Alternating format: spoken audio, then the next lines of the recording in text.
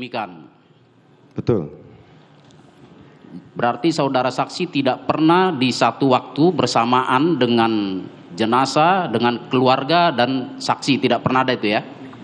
Tidak pernah mengantar maksudnya kan? Iya. Tidak pernah. Tidak pernah. Baik.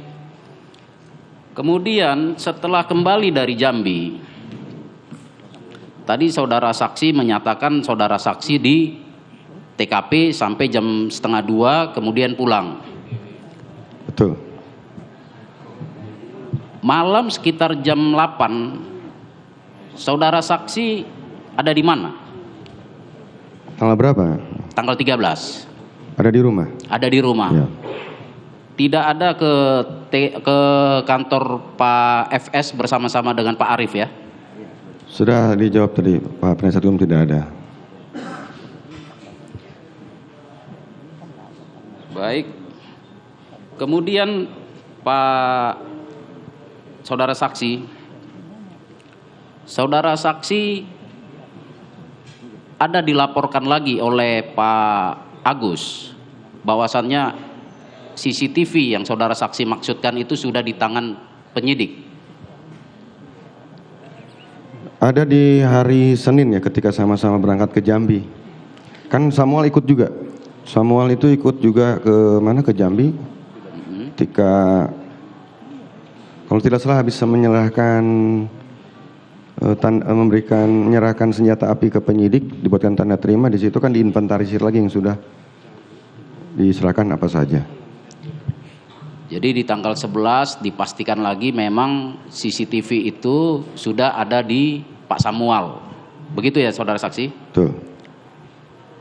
Untuk sementara cukup dari kami yang mulia.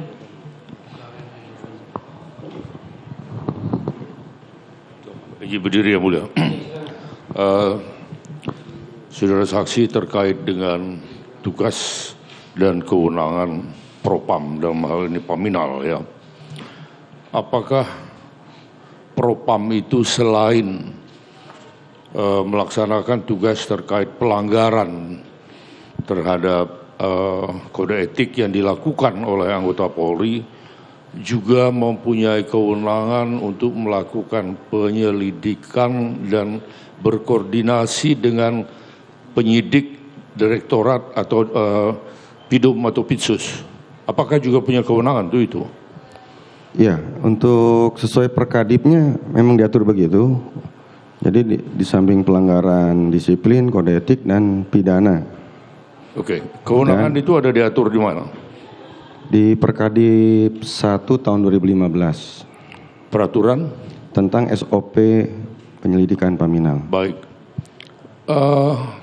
Ketika atau saudara saksi mengetahui, tadi kan dikatakan bahwa apa yang disampaikan oleh Ferdy Sambo kepada saudara itu adalah merupakan tidak sesuai dengan fakta yang sebenarnya, sebagaimana yang berkembang dan sekarang disidangkan di sini. Pertanyaan saya, kapan saudara mulai mengetahui tentang peristiwa yang sesungguhnya itu kapan? Peristiwa sebenarnya? Iya. Itu ketika saya diperiksa oleh tim sus di tanggal 8 Agustus. Kemudian terus dipatsus. Ketika dipatsus? Langsung dipatsus. Jadi diperiksa dulu oleh tim sus. Agustus berarti 1 bulan kemudian ya. Kalau begitu ketika saudara melaksanakan perintah-perintah dari Kadif Propam pada waktu itu, saudara belum mengetahui apa yang sesungguhnya terjadi dan saudara melaksanakan perintah itu berkaitan dibenarkan dalam ketentuan yang ada, yaitu melakukan pengamanan dan koordinasi dengan pihak penyidik. Betul. Gitu. Ada yang salah nggak di situ? Apa yang dilakukan oleh anak buah atau bawahan saudara terkait dengan perintah saudara? Ini masalah koordinasi dengan penyidik ya? Atau Ulangi. Masalah dengan koordinasi dengan penyidik atau bagaimana? Bermasalah berkaitan dengan kode etik saja. Kalaupun ada. Tapi secara pidana itu ada salahnya nggak di situ? Misalnya ternyata perbuatan saya memerintahkan ini bertentangan dengan ketentuan pasal sekian KUHP misalnya, ada atau tidak setelah sudah pelajari? Tidak ada yang bertentangan, Saudara. Cukup ya Mulia, terima kasih.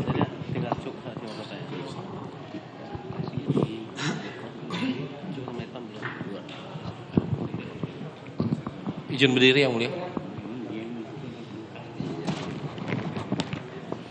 Saudara saksi, saya tambahkan saudara saksi. Saudara saksi sudah berapa lama menjadi anggota Polri khususnya bertugas di Paminal? Ditugas di Biro Paminal. Iya. Lebih kurang 15 tahun setengah ya. 15 tahun setengah di Biro Paminal ya. Ya.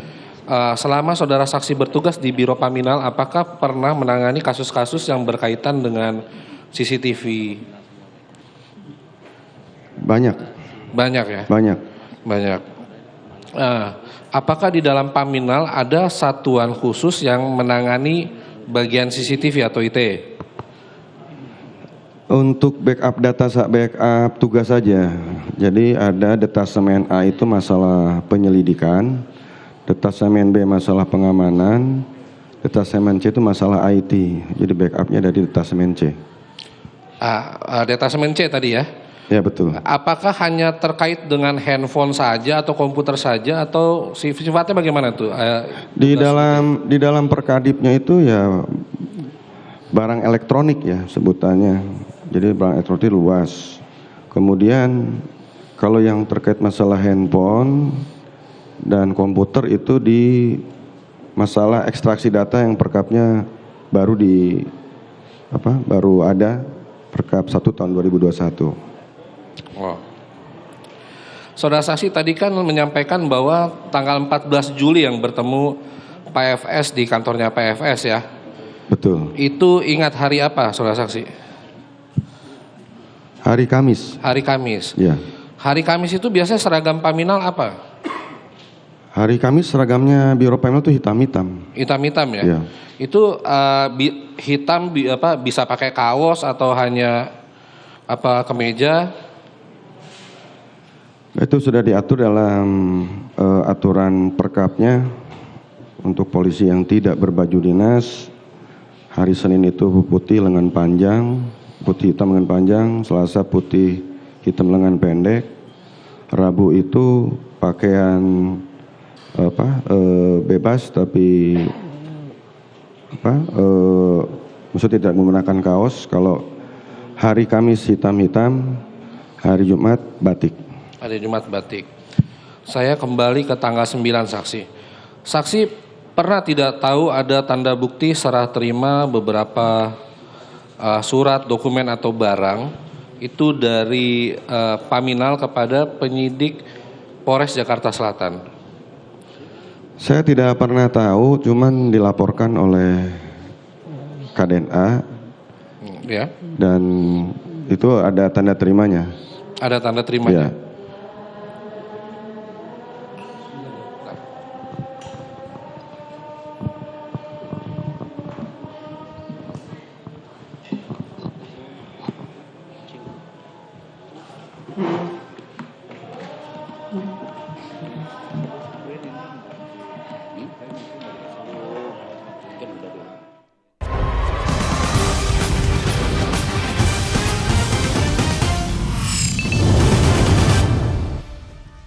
Otopsi ya, itu ada proyektil, tiga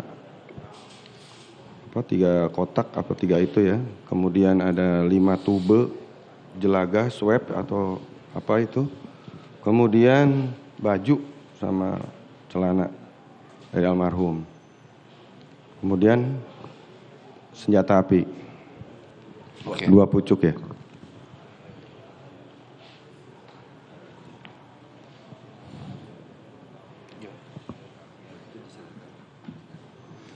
Untuk baju diserahkan kapan, saudara saksi tahu, dan senjata api diserahkan kapan?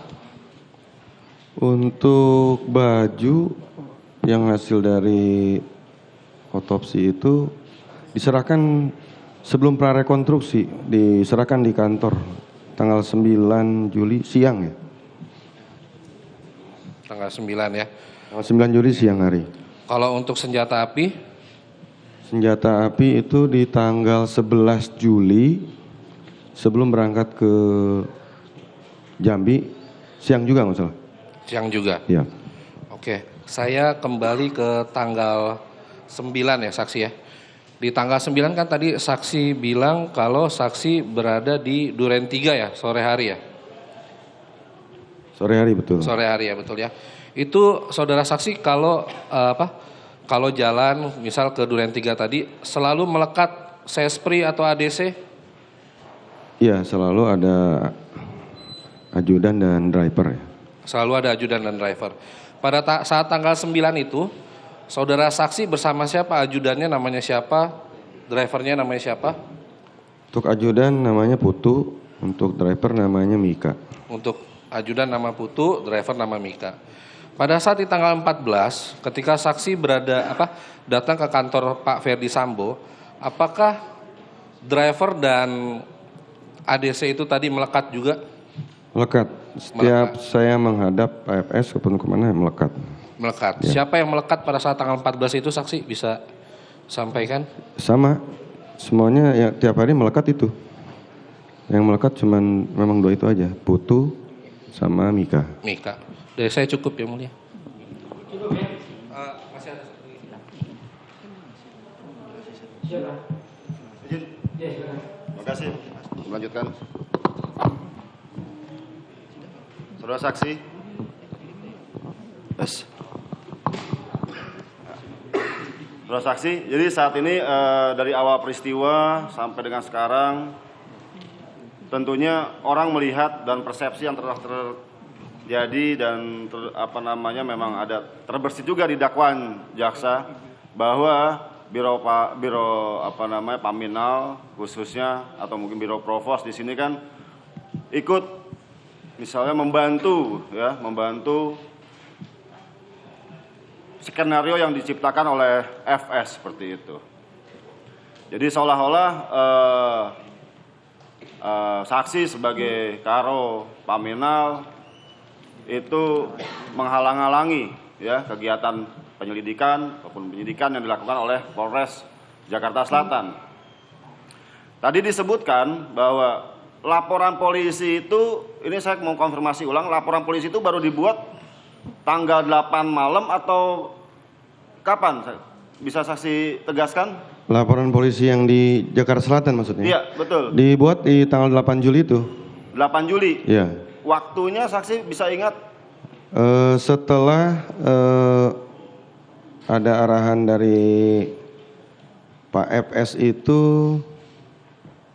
di Biro Propos, karena kan untuk olah TKP sudah dilaksanakan, cuman kan belum klarifikasi kepada siapa saksi-saksi yang ada di situ. Iya. Mungkin waktunya bisa saksi perkirakan LP itu dibuat jam berapa? Kalau nggak salah itu tengah malam karena ada perdebatan ya di situ kan. Ada salah satu senti jenis HS itu tidak ada surat izinnya. Iya. Sehingga ketika dilimpahkan dari Biro Propos ke kita, kemudian pada saat itu hasil koordinasi dengan penyidik Jakarta Selatan bahwa di LP itu dimasukkan undang-undang darurat. Kemudian saya ini supaya jangan dulu di drop ini apa mungkin senjatanya ajudannya Kadip itu senjatanya bodong ataupun tidak bersurat. Nanti setelah di drop baru bisa diketahui di hari Senin itu karena jam kerja. Seperti itu. Jadi pada saat itu malam hari ya pembuatan LP itu. Jadi LP ini itu laporan apa yang saudara maksudkan? laporan polisi Laporan polisi mengenai terkait dengan peristiwa terjadi penembak itu. Betul sekali. Iya Saudara betul. dari jawab. Laporan polisi yang dibuat oleh penyidik Jakarta Selatan terkait masalah percobaan pembunuhan dengan terduga pelaku almarhum kepada Baradae. Yang saya tanya itu dari penasihat hukum. Ya. Itu yang dimaksud. Dia menanyakan tentang laporan apa. Nah itu. Nah saudara katakan tadi laporan tentang percobaan Pembunuhan. Jadi ada dua laporan apa yang saudara maksudkan? laporan polisi model A itu, laporan polisi model A tadi yang ditanya. Ya, Saudara tanya dari siapa itu laporan A? model A. Dari Kapolres dan Kasat Reskrim komunikasi. Tahu kapan? Waktu malam hari itu Jam berapa? sekitar sudah tengah malam jam 11 setengah 12 ya kalau salah. Iya, jangan kaitkan dengan apa yang saudara sebutkan tadi, respon bodong.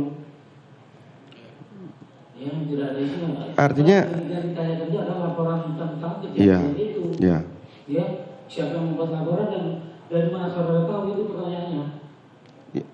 Maksud tadi pertanyaannya kan dibuatnya kapan? Sampai tanggal 8. Jam berapa kan itu pertanyaannya? Ya, jam 8. Makanya pertanyaan saya kemudian adalah siapa yang membuat laporan? Kan LP model A tadi dibilangnya. Iya, Ya. iya, siapa? Pelapornya siapa? Lalu model A ya polisi lah. Ya. Polisi. Ya. Pelapornya siapa? Polisi. Dari siapa namanya?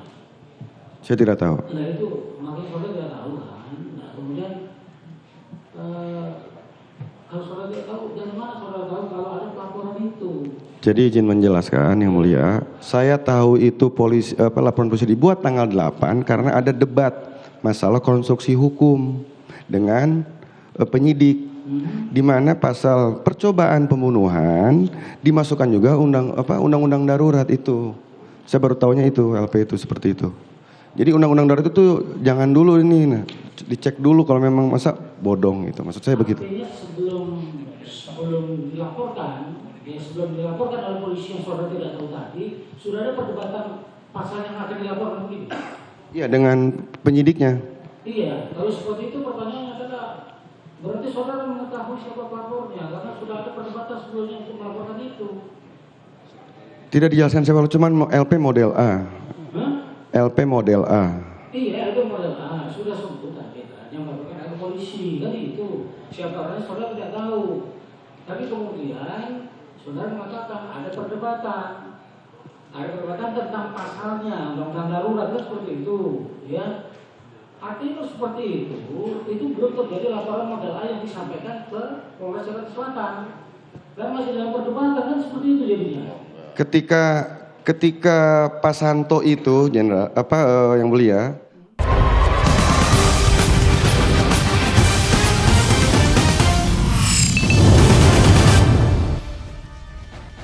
dimulainya LP atau LP tersebut kan tadi tengah malam saksi sebutkan, betul? Nah, ya. Selanjutnya dari pool bucket yang sudah dilakukan oleh Biro Paminal, dalam hal ini dilakukan oleh DNA ya, KDNA, Betul. Pak Agus Nurpatria, dia melakukan mungkin peragaan ataupun pengambilan keterangan atau apapun juga. Dan selanjutnya apakah saksi mengetahui kapan pool bucket atau laporan pendahuluan itu diserahkan ke Polres Jakarta Selatan?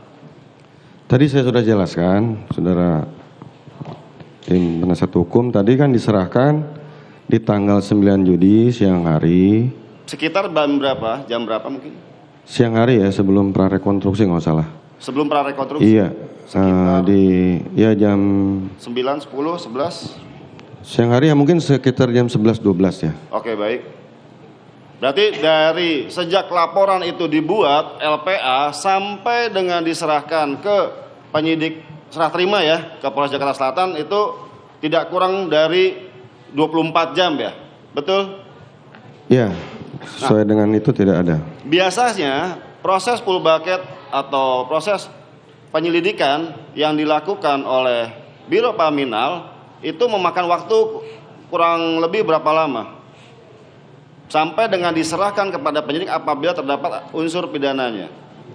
Biasanya yang lama di Biro Paminal itu masalah terkait pengamanan barang bukti yang berupa barang elektronik.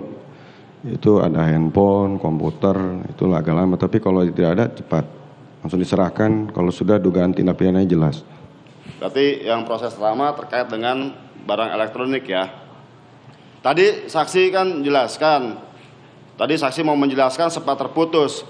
Jadi kegiatan-kegiatan yang dilakukan oleh Biro Paminal dalam mengungkap satu peristiwa hukum di mana melibatkan CCTV ataupun DVR tempat penyimpanan CCTV itu, rekaman CCTV dilakukan, itu kebiasaan yang dilakukan oleh Biro Paminal itu seperti apa? Biasanya yang dilakukan atau dikerjakan oleh Biro Paminal itu mengkopi DVR itu atas seizin pemilik atau operatornya dengan menunjukkan surat perintah.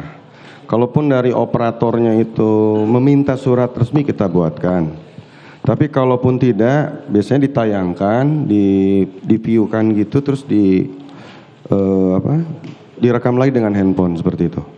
Kenapa tidak dengan cara mengganti DVR atau apapun? Ini kan masih kegiatan penyelidikan ya, bukan penyidikan, bukan pro justitia ya saya maksud. Penyelidikan di Paminal itu tidak pro justitia. Terima kasih. Baik, jadi tidak dengan mengganti DVR yang biasa dilakukan oleh Paminal tadi ya? Tidak pernah dari Biro Paminal. Hanya mengkopi saja? Ya. Tapi apakah dalam Paminal mempunyai satu budgeting untuk mengganti DVR terkait dengan penyelidikan yang ada? Tidak ada anggaran untuk itu Tidak ada anggarannya? Di Biro Paminal tidak ada anggaran itu. Baik. Selanjutnya, tadi saksi jelaskan, ya kan, proses-proses penyelidikan terkait dengan adanya ya penyelidik dan penyidik yang sudah ada melakukan proses penanganan terlebih dahulu sebelum ada LP juga.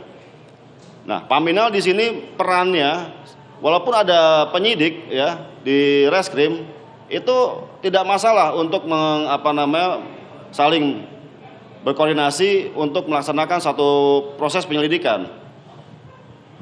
Untuk melakukan proses biasa dilakukan kerjasama paralel ataupun kalau kita yang menemukan dahulu di awal ataupun laporan dari satuan wilayah itu melaporkan keterlibatan itu, kita yang berhak menangani duluan seperti itu sesuai dengan aturan di Perkadip. Lanjut, apakah ada? Maksudnya apa nih? Yang saudara jawab tadi. Terkait keterlibatan anggota Polri yang melakukan tindak pidana. Untuk penanganan awal berhak dari Paminal menangani. Dan sebatas penyelidikan. Iya, sebatas penyelidikan. Penanganan awal yang mulia, penyelidikan, iya. Iya, betul. Bukan. Dan tidak ada sifatnya mengambil alih. Betul, tidak ada. Tidak pernah ada mengambil alih dan tidak pernah ada penyidikan di Propam. Artinya tidak menang-menangan gitu kan? Ya, betul. Ya. Betul. Silakan. Baik, lebih lanjut. Tadi saksi juga pernah menyebutkan juga tadi dalam keterangannya tapi sempat terputus contoh ya yang pernah saksi lakukan dalam penyelidikan kasusnya Red Notice tadi ya, di mana mengambil rekaman CCTV dari berbagai macam area seperti itu ya. Nah, dalam mengambil rekaman dari berbagai macam area tersebut yang restoran, hotel dan lain sebagainya, itu biasanya ada surat perintah juga yang melandasi anggota untuk meminta izin kepada pemilik atau bagaimana? Cuman surat perintah penyelidikan itu saja. Di situ kan ada jelaskan untuk melakukan koordinasi dengan instansi terkait. Sebatas penyelidikan apa sampai dengan penyitaan? Penyelidikan. Kalau penyitaan kan sudah masuk ranah penyidik ya. Kita tidak melakukan penyitaan. Ya, kalau penyitaan sudah ya. Kalau penyitaan sudah masuk Ya, ranahnya penyelidikan umum kan data saja ya. Iya. Sebelum masuk ke penyidikan kan seperti itu. membuat terang. Iya.